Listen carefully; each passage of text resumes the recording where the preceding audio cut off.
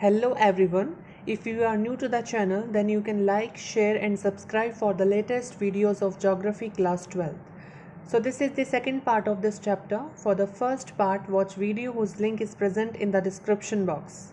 In this part, I cover the topics of indicators of economic attainments, indicators of healthy life, indicators of social empowerment and comparative study of population, environment and development. जैसा कि मैंने आपको इस chapter के first part में बताया था कि जो प्लानिंग कमीशन ऑफ इंडिया है और जो अब नीति आयोग बन चुका है वो इंडिया के लिए एक सेपरेट HDR रिपोर्ट पब्लिश करता है स्टेट्स को as a and union territories को as a separate unit of analysis मान करके। जिन इंडिकेटर्स को planning commission of India use करता है वो है economic attainment, social empowerment and healthy life. Now let's have a look for these three indicators जो हमें चैप्टर में डिस्कस किए गए हैं। तो सबसे पहले आता है indicators of economic attainments. Economic attainments का मीन्स ये है कि अर्थव्यवस्था के मायने में हमने क्या क्या चीज़ें हासिल कर ली हैं। बिकॉज हमने पढ़ा है जितना ज़्यादा किसी स्टेट का इकोनॉमिक डेवलपमेंट होता है उतना ही ज़्यादा वहाँ ह्यूमन डेवलपमेंट भी होता है। Let's have a look indicators of economic attainments. कुछ पॉइंट्स इस हेडिंग को डिस्क्राइब करते हैं like rich resource base and access to these resources by all specially marginalise section is the key to human development.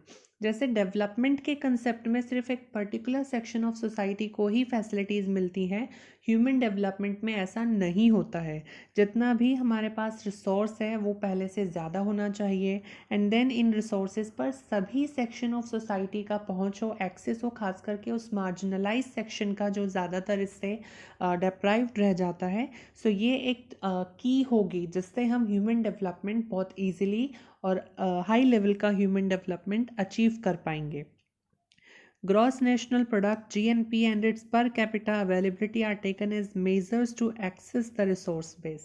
जो ये resource base है कि हमारे यहाँ पर कितनी रिसोर्स अवेलेबल है, कितने लोगों तक वो पहुँच पाती है, इसके लिए जो ग्रॉस नेशनल प्रोडक्ट का ये इंडिकेटर है GNP, इसको यूज़ किया जाता है। ग्रॉस नेशनल प्रोडक्ट होता है कि पूरे कंट्री में कितने अमाउंट ऑफ प्रोडक्ट का प्रोडक्शन हुआ है जो कि लोगों तक पहुँचेगा। Economic attainments depends on economic growth, employment opportunities and access to assets। इन तीन चीज़ों पर इकोनॉमिक अटेनमेंट डिपेंड करता है कि हमने अर्थव्यवस्था में क्या हासिल किया है। यानी कि इकोनॉमिक ग्रोथ होनी चाहिए किसी भी स्टेट की, वहाँ एम्प्लॉयमेंट अपॉर्चुनिटीज़ लोगों को मिले जिससे वो अपना वो लिवलीहुड अर्न कर सकें एंड एक्सेस टू एसेट्स यानी कि उनके पास अपना एक रहने का घर हो, कोई प्रॉपर्टी हो, तो ही हम कहेंगे कि वो स्टेट इकोनॉमिकली डेवलप्ड है। Gross domestic product GDP of a country does not fully reflect the quality of life of a country। As we know जो gross domestic product होता है वो कंट्री के डेवलपमेंट को शो नहीं करता, वो कंट्री की इकोनॉमिक ग्रोथ को ज़रूर शो करेगा इफ़ GDP राइज हो जाता है, बट इट डजंट मीन कि कंट्री के लोगों का वेलफेयर इंक्रीज होगा। इसलिए GDP को as a measure economic attainment का हम यूज़ नहीं करते हैं।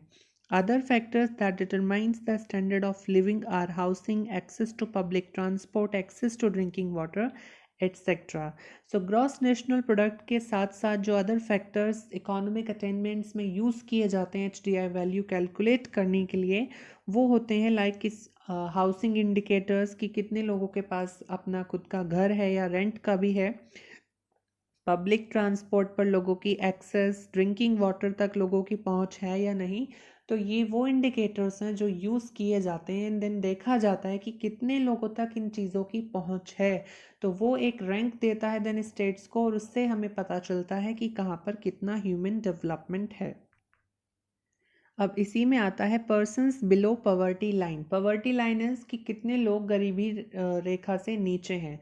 पॉवर्टी लाइन वो लाइन होती है जो पुअर एंड रिच पर्सन्स को आपस में डिवाइड करती है कि कौन से लोग अपने बेसिक फैसिलिटीज़ को अफोर्ड कर सकते हैं और कौन से लोग अपनी बेसिक फैसिलिटीज़ अफोर्ड नहीं कर सकते। पॉवर्टी लाइन के नीचे जितने भी लोग होते हैं उनको पुअर पीपल्स कंसिडर किया जाता है। उनमें भी दिन फर्दर कैटेगरीज होती हैं। तो persons below poverty line indicate करता है हमारे इकोनॉमिक अटेनमेंट्स को। So over the years per capita income and consumption expenditure in India has increased, यानी कि प्रति व्यक्ति आय जो है लोगों की वो पहले से ज़्यादा हो गई है। अब लोगों की सैलरीज जो हैं वो इंक्रीज़ हो गई हैं।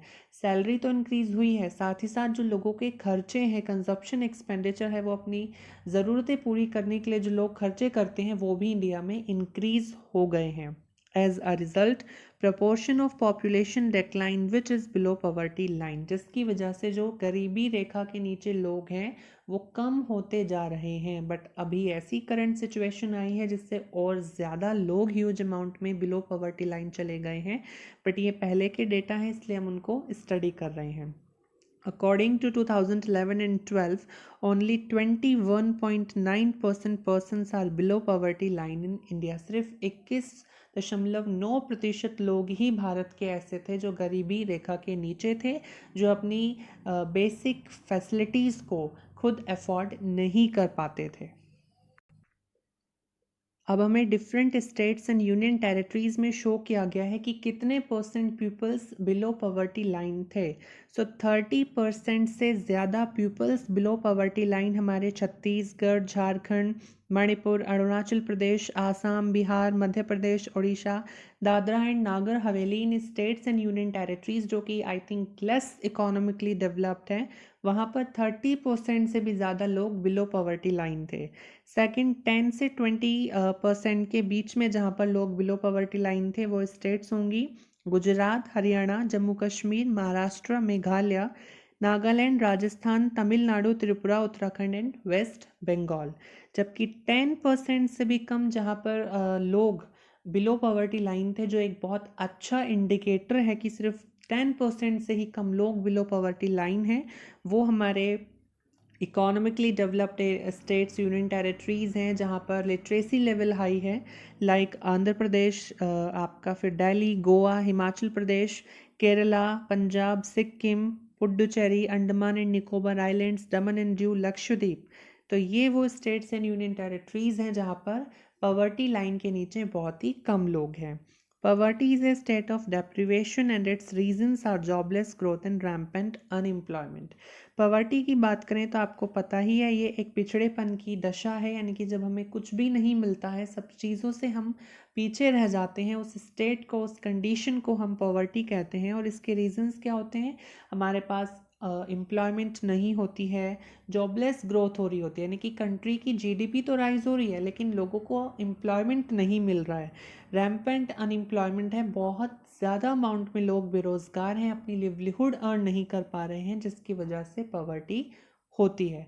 सो ये फर्स्ट इंडिकेटर है इकोनॉमिक अटेनमेंट का जो प्लानिंग कमीशन ऑफ इंडिया ने यूज़ किया है इंडिया के एचडीआर रिपोर्ट को पब्लिश करने के लिए, जिसमें मेनली पॉवर्टी लाइन को मेन इंडिकेटर माना गया है कि कितने लोग अपनी फैसिलिटीज़ अफोर्ड कर सकते हैं और कितने नहीं। अब हमारा सेकंड इंडिकेटर आता है इंडिकेटर्स ऑफ हेल्दी लाइफ। जिस तरीके से कितने लोग अपनी लिवलीहुड अर्न कर पा रहे हैं, कितने नहीं कर पा रहे हैं, ये इसको एक मानक माना जाता है। ठीक उसी तरह कितने लोग हेल्थ फैसिलिटीज़ अफोर्ड कर सकते हैं और कितने नहीं कर सकते हैं, इसको भी एक इम्पॉर्टेंट इंडिकेटर माना जाता है। सो हेल्दी लाइफ के इंडिकेटर्स की बात करें तो उसमें आपका फ्री फ्रॉम इलनेस, यानी कि आप बीमारी से मुक्त हैं, लॉन्ग लिव स्पैन, आपके पास मतलब ज़्यादा लंबी उम्र है आपकी, old age health care, adequate nutrition, safety of individual, health care facilities. तो ये सारे हेल्दी लाइफ के इंडिकेटर्स हैं, यानी कि इनमें से यदि कोई भी चीज़ है तो वो शो करती है कि हम एक हेल्दी लाइफ स्पेंड कर रहे हैं। नाउ कुछ इम्पॉर्टेंट इंडिकेटर्स हमें शो किए गए हैं जो यूएनडीपी भी कंट्रीज़ के एचडीआर रिपोर्ट के लिए यूज़ करती है हेल्दी लाइफ के हेल्थ फैक्टर के, जैसे डेथ रेट नॉर्मली पीपल्स की डेथ होना। सो जो डेथ रेट है इंडिया में 5.1 पर थाउजेंड इन 1951 टू 6.5 पर थाउजेंड इन 2015, यानी कि इंडिया में 1951 में 1000 लोगों में से 25.1% पीपल्स की डेथ होती थी, लेकिन अब 2015 में ओनली 6.5% ही 1000 पर्सन्स में से जिनकी डेथ होती है, इट मीन्स कि डेथ रेट इंडिया में डिक्रीज़ हो गया है। हेल्थ फैसिलिटीज़ इंडिया में अच्छी हो गई हैं। ये एक गुड इंडिकेटर है हेल्दी लाइफ का, डेथ रेट का डिक्रीज़ होना। Second, infant mortality rate. Infant mortality rate होता है 1 साल के अंदर जितने बच्चे पैदा हुए हैं उन बच्चों में से 1 साल का होने से पहले जितने बच्चे मर जाते हैं उस रेट को हम इन्फेंट मॉर्टेलिटी रेट बोलते हैं। ये भी इंडिया में डिक्लाइन हुआ है 1951 से 2015 में। बुक में इस टॉपिक में बहुत सारे डेटा शो किए गए हैं। हमें उतने डेटा को याद करने की नीड नहीं है, हम सिर्फ ये लर्न कर सकते हैं कि कौन सा इंडिकेटर इंडिया में इंक्रीज़ हुआ है या डिक्रीज़ हुआ है। जैसे इन्फेंट मॉर्टेलिटी रेट डिक्रीज़ हुआ है, हम सिर्फ इतना याद कर लेंगे। डेथ रेट, इसलिए हम थोड़ा उसका डेटा देख लेते हैं क्योंकि ये मोस्ट इम्पॉर्टेंट फैक्टर हो जाता है। Third is life expectancy at birth. Life expectancy at birth का मीन्स होता है जब किसी पर्सन की मतलब बर्थ होता है उस टाइम पर एक उसके फैमिली बैकग्राउंड को देखकर, उसके कंट्री एरिया को देखकर एक एक्सपेक्टेशन की जाती है कि ये कितने साल तक पर्सन जी सकता है। तो उसे हम लाइफ एक्सपेक्टेंसी एट बर्थ कहेंगे कि एक जगह पर उस एरिया की सराउंडिंग्स को देखकर हम ये बताएं कि यहाँ पर एक व्यक्ति कितने साल तक जी पाएगा। तो इंडिया में ये इंक्रीज हुआ है which is a good indicator. 37.1 years से 66.9 ईयर्स हो गया है मेल के लिए, यानी कि पहले इंडिया में सिर्फ मतलब 37 ईयर्स तक ही मेल पर्सन्स जी सकते थे, लेकिन अब 66 और यू कैन से 67 ईयर्स तक मेल पर्सन्स इंडिया में जी सकते हैं। जबकि फीमेल्स पहले सिर्फ 36.2 ईयर्स तक ही जी पाती थी, लेकिन अब वो 70 ईयर्स तक इंडिया में अपनी लाइफ स्पेंड कर सकती हैं। और बाकी तो भाई आपके जो डेली रूटीन है, आपका शरीर है, उस पर डिपेंड करता है कि हम कितनी लाइफ स्पेंड करेंगे।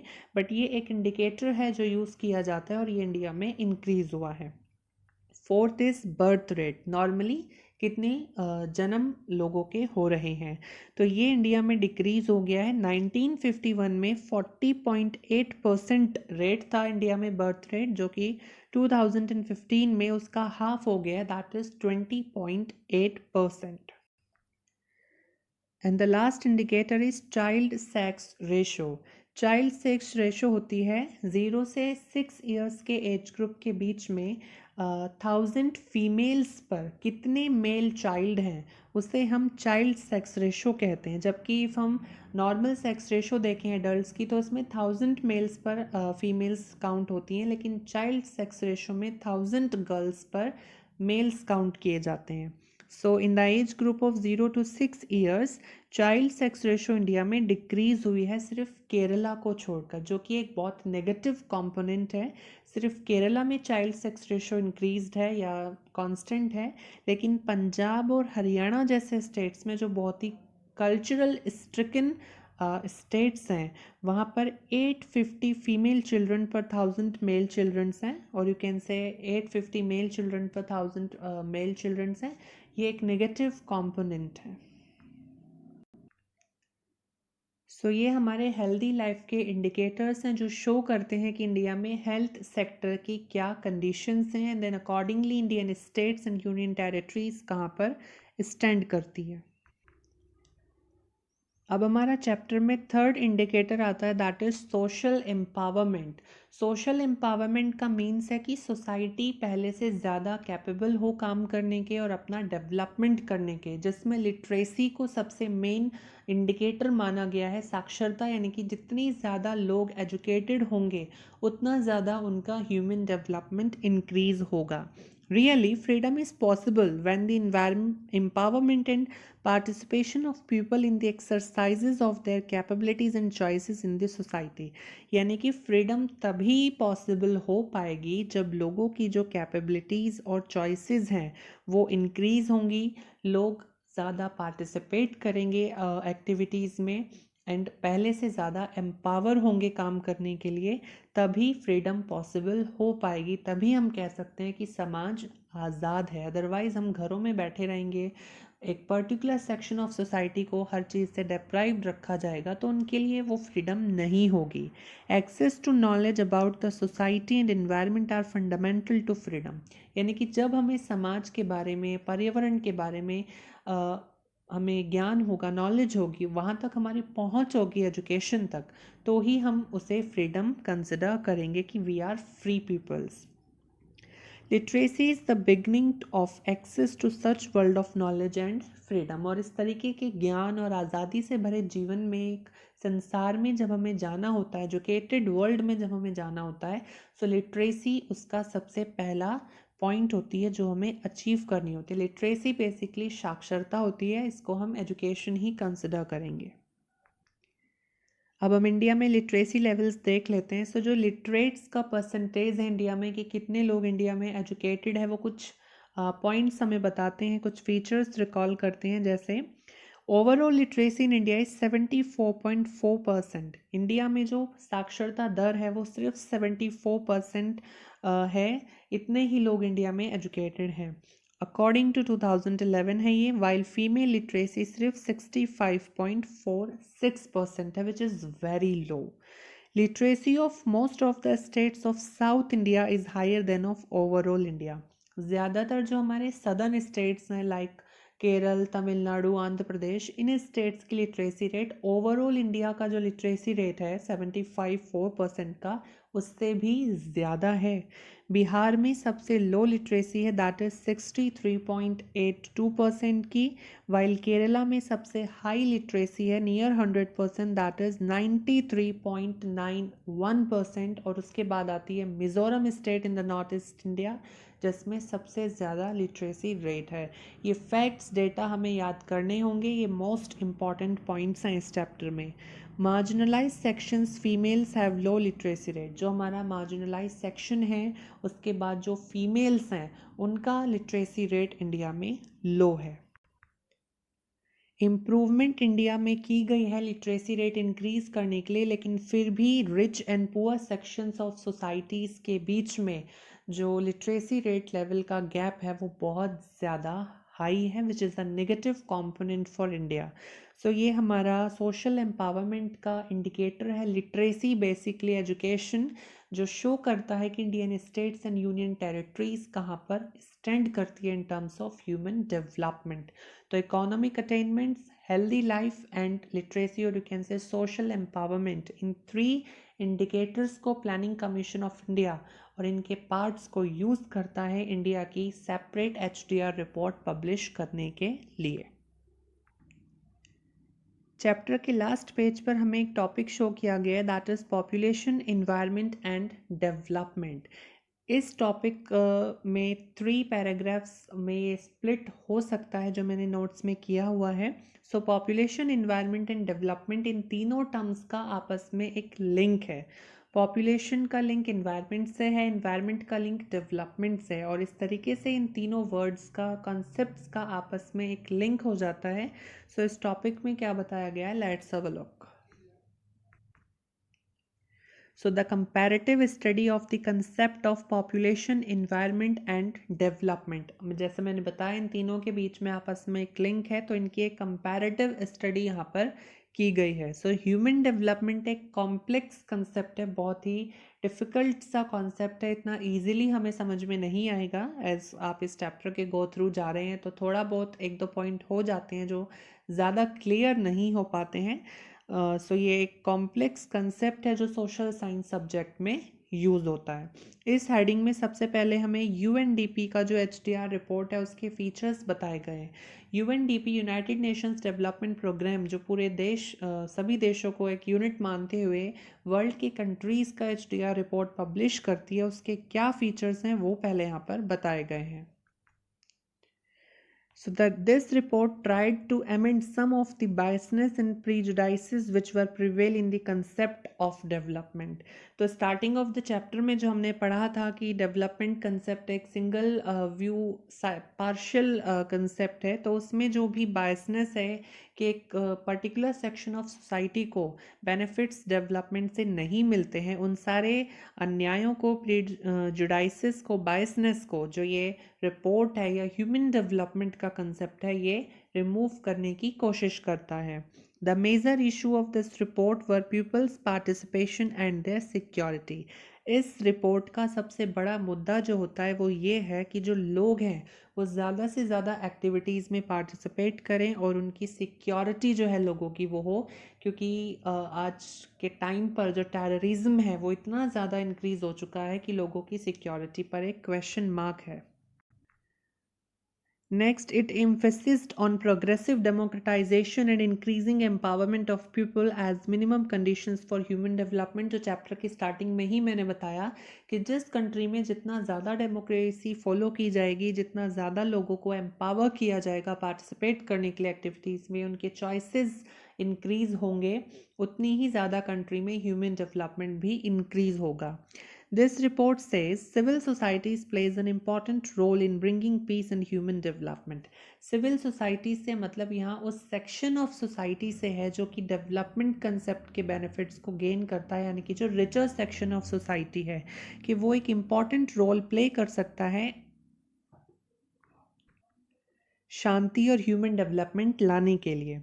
Civil societies work for building up opinion to transit countries from defense to production of basic goods and services, because civil societies ही काम कर सकती हैं ओपिनियंस को बिल्डअप करने का, क्योंकि वो एजुकेटेड होते हैं। बिकॉज जो कंट्रीज सिर्फ डिफेंस डेवलपमेंट में रह जाती है, जैसे अभी फ़िलहाल की मैं बात करूं, जैसे चाइना है और मोस्टली डेवलप्ड कंट्रीज़ जो हैं वो अपने डिफेंस को बहुत ज़्यादा स्ट्रॉन्ग करती हैं और अपने हेल्थ सेक्टर, एजुकेशन सेक्टर को थोड़ा नेग्लेक्ट कर देती हैं उसकी वजह से, एंड एज अ रिज़ल्ट वहाँ ह्यूमन डेवलपमेंट लो हो जाता है। सो जिन कंट्रीज़ में या स्टेट्स में डिफेंस को छोड़कर बेसिक गुड्स एंड सर्विसेज के प्रोडक्शन पर ज़्यादा फोकस किया जाए, जिससे ज़्यादातर लोगों की जो ज़रूरतें हैं वो पूरी होंगी, तो ही ह्यूमन डेवलपमेंट ज़्यादा हो पाएगा। तो ये फीचर्स या ये बातें हैं जो यूएनडीपी के एचडीआर रिपोर्ट हमें बताती है। सो नेक्स्ट हेडिंग में है views of new Malthusians environmentalist and radical ecologist. देखिए, समय समय पर बहुत सारे जोग्राफर्स हुए हैं और बहुत से ऑथर्स रहे हैं जो अपनी बातों को बताया करते थे इन्वायरमेंट को लेकर के, वर्ल्ड के ग्लोबल सिचुएशन को लेकर के। तो उन्हीं में से एक हैं ये माल्थूशियंस पीपल्स। उसके बाद इन्वायरमेंटलिस्ट जो होते हैं, पर्यावरणविद, जो इन्वायरमेंट को लेकर के रिसर्च करते हैं, बातें बताते रहते हैं, और इकोलॉजिस्ट जो होते हैं, तो उनके क्या व्यूज़ हैं ह्यूमन डेवलपमेंट को लेकर के, वो इस टॉपिक में बताए गए हैं। They believe that for a happy and peaceful social life, proper balance between population and resources is a necessary condition। ये मोस्ट इम्पॉर्टेंट चीज़ उन्होंने बताई है कि इफ़ हमें एक पूर्ण समाज चाहिए, एक खुशहाल समाज चाहिए, उसके लिए पॉपुलेशन और रिसोर्स के बीच में एक बैलेंस मेंटेन होना चाहिए, यानी कि जितनी पॉपुलेशन है उसके अकॉर्डिंग उतनी ही रिसोर्सेज अवेलेबल होनी चाहिए, तो ही सोसाइटी में पीस अवेल हो पाएगी और तभी रिच एंड पुअर के बीच जो गैप है वो रिड्यूस हो पाएगा। According to them, the gap between population and resources widened after 18th century. और इनके व्यूज़ के अकॉर्डिंग इन्होंने ये बताया है कि 18th सेंचुरी के बाद से जो पॉपुलेशन और रिसोर्स के बीच का गैप है वो बहुत ज़्यादा इंक्रीज़ हो गया, यानी कि पॉपुलेशन बहुत ज़्यादा बढ़ चुकी है पूरे वर्ल्ड की, लेकिन उनके लिए जो रिसोर्सेज अवेलेबल हैं वो बहुत ज़्यादा कम होती जा रही हैं, डिप्राइव्ड होती जा रही हैं, और ये एक मैटर ऑफ कंसर्न भी है। Development is done after using limited resources in different ways, but demand for resources rises। हम डेवलपमेंट को कर सकते हैं रिसोर्सेज को डिफरेंट वेज में यूज़ करके, लेकिन जो रिसोर्सेज की डिमांड है वो ही इंक्रीज़ होती जा रही है। Hence, balance between population and resources becomes necessary। तो इसीलिए हमें एक peaceful and happy social life के लिए पॉपुलेशन और रिसोर्स के बीच में एक बैलेंस मेंटेन करना बहुत ज़्यादा ज़रूरी हो जाता है। Scholar like Sir Robert Malthus raised his voice against this imbalance but his argument looks contradictory as availability of resources is not important but its social distribution. सो जो सर रॉबर्ट माल्थus थे, इन्होंने सबसे पहले अपनी आवाज़ उठाई थी इस मुद्दे पर कि भाई मेंटेन होना चाहिए एक बैलेंस पॉपुलेशन और रिसोर्स के बीच में। लेकिन उनकी जो ये आर्गुमेंट थी या उन्होंने जो ये स्टेटमेंट दी थी वो कॉन्ट्राडिक्टरी थी, यानी कि एक तरफ से सही लग रही थी बट वास्तव में वो सही नहीं थी, क्योंकि रिसोर्सेज का अवेलेबल होना ज़रूरी इतना नहीं है जितना उसका इक्विवेलेंट डिस्ट्रीब्यूशन ज़रूरी है। रिसोर्सेज तो हमारे पास अभी भी बहुत हैं, लेकिन जब तक सभी लोगों तक इक्वली वो नहीं पहुंचेगी तो रिसोर्सेज के अवेलेबल होने से काम नहीं चलेगा, उसका डिस्ट्रीब्यूशन इक्वली होना चाहिए। Resources are unevenly distributed everywhere, so there is need of distributing them equally. So हर जगह पर रिसोर्सेज अनइवनली डिस्ट्रीब्यूटेड है, कहीं ज़्यादा है कहीं कम है। सो इक्वली डिस्ट्रीब्यूट रिसोर्सेज को करना होगा, तभी सोसाइटी में एक पीस एनवायरनमेंट डेवलप हो पाएगा। लास्ट में अब इंडिया कल्चर का जो व्यू है, इंडियन कल्चर व्यूज़ जो हैं वो शो किए गए हैं, जिसमें महात्मा गांधी के व्यूज़ हैं जिन्होंने इस टॉपिक पर environment population and development topic पर अपने व्यूज़ रखे थे। So Indian culture and civilisation बहुत ज़्यादा सेंसिटिव रहा है पॉपुलेशन के इश्यूज़ पर। एंशियंट टाइम से ही बहुत ज़्यादा ये मुद्दा भारत में उठता रहा है। Mahatma Gandhi advocates the balance between human and nature. Mahatma Gandhi ने भी इस बात को माना है कि ह्यूमन और नेचर के बीच में या पॉपुलेशन और इन्वायरमेंट के बीच में, रिसोर्स के बीच में एक बैलेंस होना चाहिए। He was against industrialisation as it declines the morality, spirituality, self reliance etcetera. So Mahatma Gandhi जो थे वो औद्योगिकरण के खिलाफ थे। जब महात्मा गांधी का टाइम पीरियड चल रहा था इंडिया में, फ्रीडम स्ट्रगल था, उस वक्त ही इंडस्ट्रियलाइजेशन इंडिया में शुरू हुई थी, जिसने बहुत से मज़दूरों को और लोगों का जो रोज़गार है वो छीन लिया था। एंड लोग जो है भुखमरी के शिकार होने लगे थे, क्योंकि इंडस्ट्रीज़ में मशीनों से काम होता है। सो महात्मा गांधी इंडस्ट्रियलाइजेशन के खिलाफ थे, बिकॉज उसने एक तो जो नैतिकता है समाज में, मॉरलिटी होती है, उसको कम किया। धार्मिकता जो लोगों की स्पिरिचुअलिटी है अपने काम को लेकर के, वो ख़त्म करी। और जो एक आत्मनिर्भरता है, सेल्फ रिलायंस है लोगों का अपने कंट्री का, वो इसने इंडस्ट्रियलाइजेशन ने ख़त्म किया, इसलिए वो इसके अगेंस्ट थे। He preaches the idea of social wealth and non violence. उन्होंने समाज का धन दौलत हो, समाज की संपत्ति हो, प्रोग्रेस हो, और नॉन वायलेंस, अहिंसा के मुद्दों को उन्होंने सब के पॉइंट्स को उन्होंने हर जगह पर स्प्रेड किया। His views reflected in following.